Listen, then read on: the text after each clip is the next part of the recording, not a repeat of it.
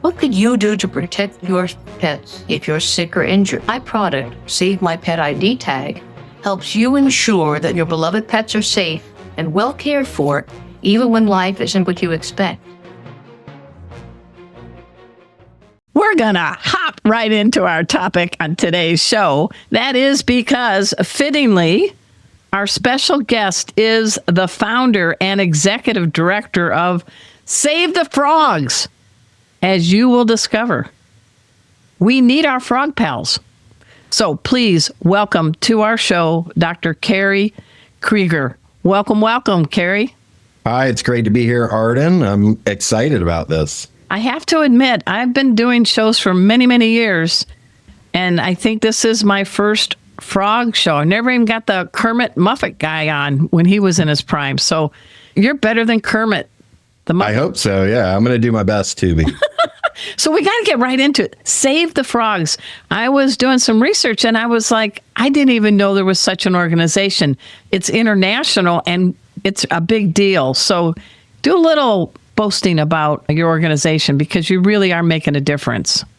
All right. Well, I am Save the Frogs founder, Dr. Carrie Kreger. I've been a full-time amphibian biologist and conservationist for over 20 years. Wow. I'm from the USA, but I spent 4 years in Australia doing my PhD research on chytridiomycosis, which is an amphibian disease that has driven about 100 amphibian species to complete extinction. It's about the worst disease in recorded history. Say that disease again slowly, because that's a pretty wow. Chytridiomycosis. It's commonly just known as the chytrid fungus. So it's a fungal disease, and it affects the frog's skin. It's highly contagious, and frogs, as you may have seen, certainly when they're breeding, they're crawling all over each other, so they can spread the disease really easily. It's got waterborne zoospores, and it's driven a huge number of amphibian species to complete extinction. It's one of several threats that frogs face. So worldwide, frogs and other amphibians are the most rapidly disappearing group of vertebrates. So they're in a lot of trouble. And well, that's why we need your group, Save the Frogs. And that's why I started Save the Frogs, not just for, hey, I got nothing better to do. It's actually because I wanted to do something good for the planet, good for the earth, good for Mother Nature, good for wildlife. And I was thinking about what is the most important thing that I can do. And it was to help out the frogs, because certainly 20 years ago, there were not many people at all interested in amphibians. They've been kind of a traditionally neglected group compared to the large mammals. Why do you think that is? Well, people don't see them because they come out on wet nights, and most people go inside on wet nights. And kind of in mythology or culture, some people like frogs. There's positive things, but there's also some people have like fear of frogs, and so it depends on the culture. Fear of frogs? Some people have a fear of frogs or just think they're weird. But I think, frogs. With some education, and especially if people just spend a little bit of time hanging out with frogs, you realize they're really cool and they don't hurt people. They're just minding their own business. That's right. So compared to... Yeah, I want to say, because this is a special year. What year is it for Save the Frogs? And I want to make sure we're going to say it more than once. How do they find out about your group?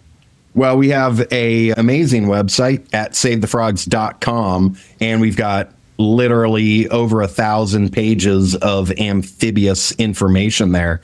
So you can go there and hang out for a very long time learning all about frogs and about what we do. So yeah, as you said, we're an international organization. We've had events in over 100 countries. We've got supporters all over the world. We have chapters in different countries. I'm actually currently in India, and we're setting up, we've got Save the Frogs India registered here, and we're setting up an event at a large zoo in Hyderabad for next week.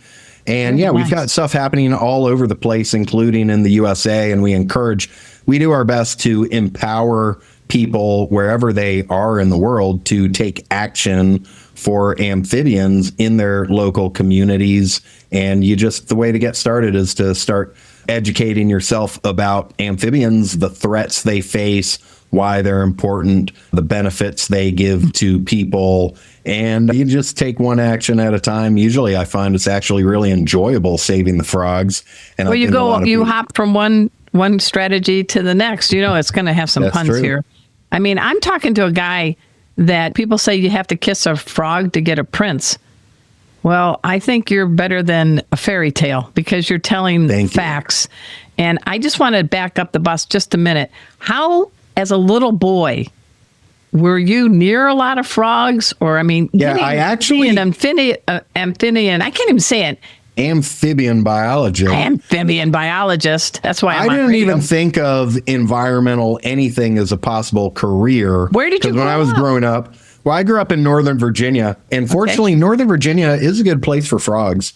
Like in the springtime, you'll hear a lot of frogs. There's a lot of forest there remaining still. There's a lot of suburban habitat destruction, but there are still patches of forest and ponds and frogs. So my parents built a pond on the property when I was young.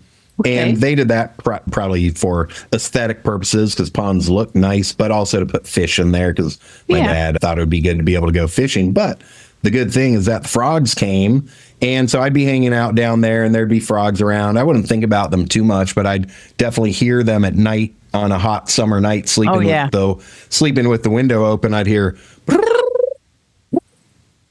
and other frog calls. Give me some other frog sounds because you are the frog master.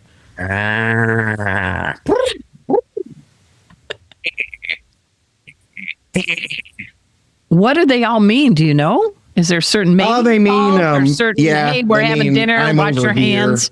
I'm over here, come over here and let's mate. Or I'm over here, so get away from me because this is my little So which one's a mating call versus the back off buster call? I'm not sure that I think it's all the same. Okay. I've always thought of that there's usually just one main call you'll get from the species. And I think it's called an advertisement call. Maybe that's why you don't call it a mating call and you don't call it a territorial call because it probably serves as both. There's occasionally like a emergency call. Like it's generally only male frogs that call. So that's their advertisement for both mating and territoriality. A female could potentially make a sound if they're really in trouble, but it's very rare. So usually you're just getting that advertisement call. And every species has its own call. You can identify. The reason I know the calls is because I would go out doing my PhD research mainly, and there'd be lots of different species, and they'd be all calling, and I'd be looking for one. So I'd have to kind of listen in and get to know the different calls so that I could go find the frog. But you went to Australia for your doctorate. That's pretty amazing. Correct. That's a pretty wild. Well, I like to travel, and I wanted to work in the rainforest. And there was a really good professor in Australia. They've got a good history of herpetology, the study of amphibians and or reptiles. And I thought it would be cool to go there. And it was a very good choice. I got a really good education and learned all about frogs and got inspired. Fortunately, my supervisor there had a interest in environmental conservation. It wasn't just like pure applied science. So I left there with a good, I want to get something done. And at that time, it was most of the amphibian education was or conservation was just in the universities, a little bit in the government, but mostly just the universities. But isn't that pretty sad, Carrie, that we're in the 21st century and we're finally paying attention to frogs and amphibians? Hey, I said it right. Well, yes, you got it right. Good job. That is why I started Save the Frogs, because I wanted to get the word out there and because I knew that we needed a lot more people interested in protecting amphibians if we wanted to get something done. So I started Save the Frogs, and the first year and a half, we were just pure environmental education, making people aware, making politicians aware, getting into the school system, educating teachers and students. And since then, we've branched out and we do a whole lot more, such as habitat restoration, building wetlands, restoring wetlands, legislation. And so there's a lot that we can do, but environmental education has always been the heart of what we do because we need educated people if we want to get stuff done. Hey, we are speaking with Dr. Carrie Kreger. He is the founder of Save the Frogs. We're going to test his frog knowledge after we take a quick break, and we're going to also dive into how you can help save the frogs no matter where you live on this globe. So just hang out on a lily pad.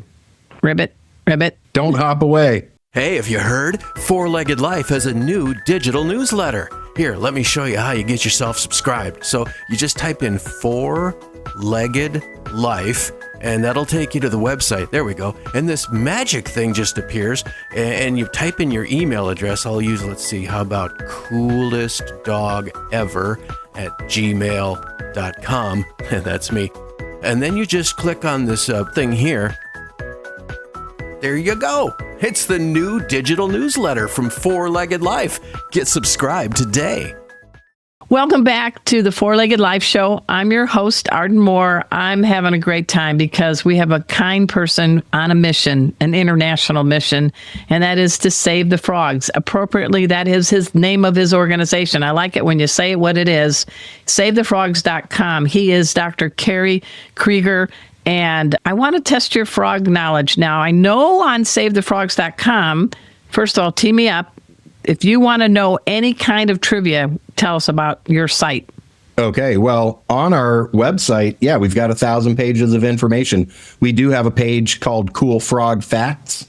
So we've got a search bar at the top right of the site. I use it all the time. Just put in whatever you want to know. You can put in species name, location. Wow. You'll get all kinds of results in there. So let's see. I mean, the most important thing, are you going to ask me or? Yeah, or I'm going to give you a few and then I want you to share. Yeah, Okay, because I was for doing it. a little digging. I actually grew up in Crown Point, Indiana. We had a backyard lake. It was a small lake, no motorboats, only like canoes and sailboats. And I loved seeing the frogs and hearing the frogs. But I did not know this, true or false. A bulldog call can be heard up to a mile away. You mean a bulldog or a bullfrog? A bullfrog. See, I've been in the dog world too much. A bullfrog. I'm going to say it's possible. It depends where you are, but bullfrogs, they've got a really loud call. So I'll say it's possible if you're in a good acoustics kind of place. Okay, now I don't know if this is fact or fiction, but a group of frogs is called a what? And it's like An army. Army. Why are they called an army? Why not the Navy? They're in the water. That's true. We're going to petition for a change. Why do you think they're called an army?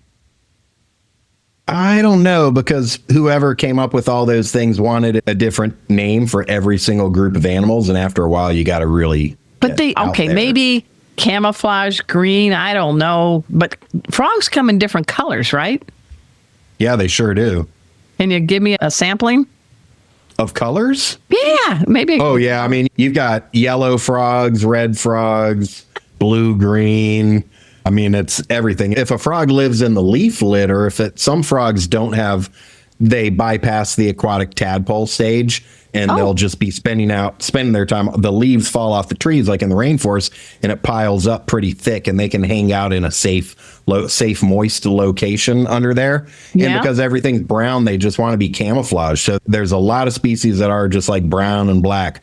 But if you have like poison dart frogs or frogs with a aposematic coloration, they want to tell everybody, I'm poisonous, do not mess with me. Then they're going to get really bright colors. I like that. Now, I understand frogs are everywhere on every continent except one. Which one? Antarctica. Okay, obviously because... Too cold. Yeah. I'm having fun with you, Carrie. Come on. Let's keep going. Now, is this true? A frog can't keep his eyes open when he's eating? I mean, has there ever been one frog that kept its eyes open? I'm guessing there has been, but yeah, for some reason I sensed you were going to ask me that. That's not something I really check out too much. I'm not usually seeing frogs eating because I'm usually looking at wild frogs. Yeah. And I don't have a pet frog to watch as it eats and do I. Well, the American research. Museum of Natural History said, quote, when a frog swallows food, it pulls its eyes down into the roof of its mouth, and the eyes help push the food down the throat. Yeah. Oh, gross. You need a little help sometimes. I don't know if that's in all species, but yeah, I have not personally researched, is that in all species? But definitely there are species that use their eyes to assist their swallowing. Oh my God, you are amazing. All right, here's another one. I didn't know this. Frogs actually don't drink water.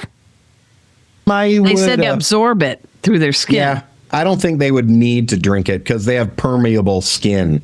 So the water and oxygen can go straight through their skin. So there are adult amphibians that do not have lungs. There are lungless amphibians. Are you kidding me?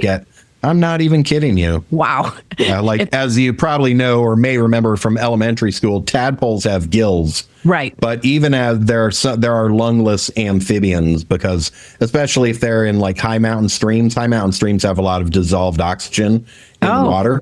So then they can get it through their skin, and there's lungless salamanders as well. Okay, here's another one. Not all frogs can jump? What? Isn't that what they're all about, hopping? You said they can burrow. Some of they can't jump at all. Like they can't get off the ground. I don't know. They can hop. They can crawl, like but they're not hopping. Yeah, I think there's some that like they tend to walk, but I would think if they're really in a hurry, which they will be when they're getting attacked, then they'll probably be able to jump. Now, when I was younger, don't get mad at me. I was a kid, but we would at night take sometimes a flashlight, and when you shined a flashlight on a frog, the frog became immobilized. We never hurt a frog. We never hurt a frog, but I wanted to hold a frog, and so I would do that to be able to get close enough to hold the frog. What's going on there?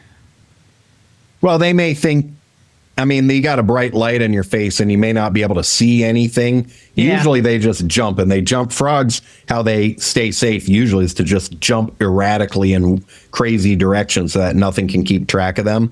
But I can't imagine them. There are species that if they're nocturnal, they're used to not being seen, and they're not used to having a light in their face. So they may just think, usually what I do, it's dark, and if something's around me, how I stay safe is to not make any noise and to not move at all. And they don't even know, like, why is this light that's never, ever on me all of a sudden on me? All those frogs at Hermit's Lake in Crown Point, Indiana, I was a 6-year-old kid. I apologize, but I never hurt a frog. And I don't want to eat frog legs. Ugh, please tell me. Yuck. So do you have an idea, good doctor, how many species of frogs there are now? And I know that number is going down. The number of known species actually tends to go up as scientists discover new species. That doesn't mean there's not species disappearing. It just means our scientific knowledge was not complete. But yeah, when I started Save the Frogs, it was about 6,000 amphibian species, and now it's about 8,800 or so. That number is not 100%. Have you discovered a frog species yourself? I have never, not that I know of, and I have not described. Would that be called the Kreger frog if you did? You're not supposed to name it after yourself, and no one's ever named one after me, so there is no Kreger. Hey, I got to work a little bit harder saving frogs, I guess. I don't know. So we've got a couple minutes left. I really want us to pinpoint some ways people can help. You've got the group, SaveTheFrogs.com. Tell us ways we can help, because we got listeners all over the world tuning in. Yeah, well, the first thing that you should do is educate yourself and reduce your ecological footprint. So let's start with ourselves and what we do on a day-to-day basis. And there's plenty of ways that we can do that. Reduce, reuse, recycle. Think about where you purchase things and just work on having a more eco-friendly lifestyle. What would be another thing? How can we help you? Yeah, well, we have a page on our site, SaveTheFrogs.com/volunteers. So if someone actually wants to volunteer, though, the first thing before even contacting us is just spend time on the website. We actually have Save the Frogs Academy. We've got online courses there. Nice. So I suggest go check out Save the Frogs Academy. Anyone can access all the courses free for 28 days. If you want to continue access longer than that, you can become a member. You can become a member either by donation or by scholarship. So if you cannot afford a membership, then you can apply for a scholarship. People can help out by donating. Maybe you don't have time to volunteer, but you still want to help frogs. You can donate. Hey, what if you don't have money to donate? You can fundraise. And there's actually a woman in south of Philadelphia. She goes for a long walk every day, looking down at the ground for lost change. And she collected over $1,000 last year and donated it to Save the Frogs. And she's out there also cleaning up trash at the same time. So we need more of her community. Yeah, and she's kind of like she's inspiring other people to do the same, and they sometimes give her money. So I was just thinking of a creative way to fundraise. So yeah, donation, fundraise, volunteer, reduce your ecological footprint. We've got to do it ourselves, and you can get involved with your local wildlife organization, whatever that is. And they may already have a group that's into wildlife, but they may not focus on frogs. So you could contact them and say, hey, the 17th annual Save the Frogs Day will be coming up the next April 28th. And that's a good way to get people and organizations involved, and schools. Last question. How have frogs made you, Dr. Carrie Kreger, a better human? I mean, saving frogs is a lot of fun, and it's given me a perfect way to make the world a better place. And it's kept me busy doing that for over 20 years. So I like being able to educate people about ways to help the environment and inspire people to do good things for the planet and for frogs. All right, there's an addendum. If you had one frog trait that you could have, what would it be?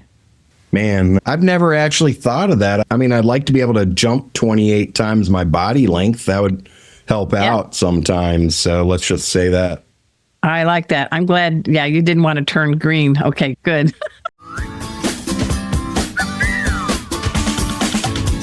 Thanks so much for making our tails wag by watching this guest interview from Arden Moore's Four-Legged Life. Four-Legged Life. Make sure to subscribe so you're up to date with all of our Four-Legged Life content. Four-Legged Life. Four-Legged Life.